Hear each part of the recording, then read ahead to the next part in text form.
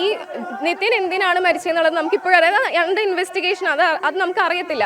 പക്ഷെ ഇവൻ എന്തോ ഒരു അലിഗേഷൻ ഉണ്ടെന്ന് തോന്നുന്നു, എന്തോ കേസും കാര്യങ്ങളുണ്ടെന്ന് തോന്നുന്നു. അങ്ങനെ ഉണ്ടെങ്കിൽ തന്നെ അവനെ ടാർഗറ്റ് ചെയ്തിട്ട് അവനെ ഇതാക്കേണ്ട കാര്യമൊന്നുമില്ലായിരുന്നു. അതിവിടെ ആ പുള്ളിക്കാരൻ അങ്ങനെയാണ്. അതിനുശേഷം ഇപ്പം ലോണിൻ്റെ കാര്യങ്ങളൊക്കെ പറയുന്നുണ്ട്. അത് എന്തോ ആയിക്കോട്ടെ, പക്ഷെ അവനെ ഇവിടെ കളറിന്റെ പേരിൽ പറഞ്ഞിട്ടുണ്ട് എന്ന് പറയുന്നത് സത്യമായിരിക്കണം. ഞങ്ങൾ അവന്റെ കൂടിയാണ്, നമ്മൾ കണ്ടിട്ടില്ലെങ്കിൽ കൂടി നമുക്ക് അതേ സമാന അനുഭവങ്ങൾ ഉണ്ടായിട്ടുണ്ട്. ഉറപ്പായിട്ടും ഉണ്ടായിട്ടുണ്ട്. കളറിന്റെ പേര് പറഞ്ഞിട്ടുണ്ട്. എങ്ങനെയാണ് ക്ലാസ് മുറിയിൽ പുള്ളിയുടെ ഒരു പെരുമാറ്റത്തിന്റെ ശൈലി? പുള്ളി ക്ലാസ് എടുക്കാൻ വേണ്ടി വരും, ചാപ്റ്ററിന്റെ പേര് പറയും, അതിനുശേഷം ലോകകാര്യങ്ങളാണ്, എന്തൊക്കെയോ കാര്യങ്ങളൊക്കെ പറഞ്ഞുകൊണ്ടിരിക്കും.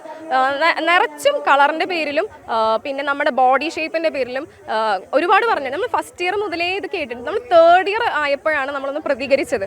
നമ്മൾ കംപ്ലയിൻറ്റ് എഴുതി കൊടുത്തിട്ടുണ്ടായിരുന്നു, ഇങ്ങനെ വിളിക്കുന്നുണ്ട്, നമ്മളെങ്ങനെ വൈറ്റി, ബ്ലാക്കി, കോക്രോച്ച്, ഫാറ്റി, ലീൻ, തിൻ ഇങ്ങനെയൊക്കെ വിളിക്കുന്നുണ്ടെന്ന് ആ പേരുകൾ എഴുതി കംപ്ലയിൻറ്റ് കൊടുത്തിട്ടുണ്ട്. അതിനുശേഷം ഇവിടുന്ന് പുള്ളിക്കാരൻ ക്ലാസ്സിൽ വന്നിട്ട് ചോദിച്ചു, നിങ്ങൾ എന്തിനാണ് അങ്ങനെ കംപ്ലയിൻറ്റ് കൊടുത്തത്? എനിക്ക് നിന്നെ അറിയില്ല, നീ തിന്നായിട്ടിരിക്കുന്നുണ്ടെങ്കിൽ ഞാൻ തിന്നാന്നല്ലേ വിളിക്കുള്ളൂ, അത് അതിനെ ബോഡി ഷെയിം ആവും, അത് അഡ്രസ്സ് ചെയ്യുന്നതാണ്, അത് സോഷ്യൽ കമ്മിറ്റ്മെൻ്റ് ആണ്, അങ്ങനെ എന്തൊക്കെയോ ബ്ലഫ് ചെയ്യുവാണ് പുള്ളിക്കാരൻ ക്ലാസ്സിൽ വെച്ച്. ഇപ്പം ഇതിൻ്റെ വീട്ടുകാർ പറയുന്നുണ്ട് ക്ലാസ്സിൽ വെച്ചിട്ട് ഇവനെ കാസ്റ്റിസം പറഞ്ഞിട്ടുണ്ടെന്ന്.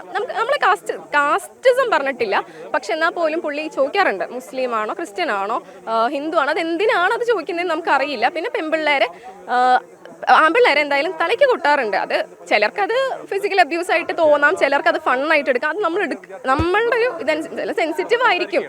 ചിലർ ഫിസിക്കൽ അബ്യൂസ് ആയിട്ട് തന്നെ അത് എടുക്കും, അത് സെൻസിറ്റീവായിട്ട് എടുക്കും.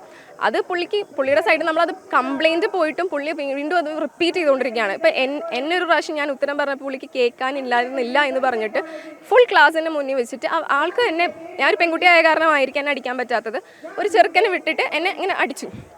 അപ്പം ഞാൻ ഇങ്ങനെ എനിക്ക് ആ സമയത്ത് ചിരിച്ച് നിൽക്കേണ്ടി വന്നു, പ്രതികരിക്കാതെ. ആ ചെറുക്കന് നിസ്സഹായനാണ്, കാരണം ഒന്നുകൂടി ഷൂട്ടിൽ കൊടുക്കാന്ന് പറഞ്ഞു. അപ്പം നമ്മൾ ഷൂട്ടിലടിച്ചു.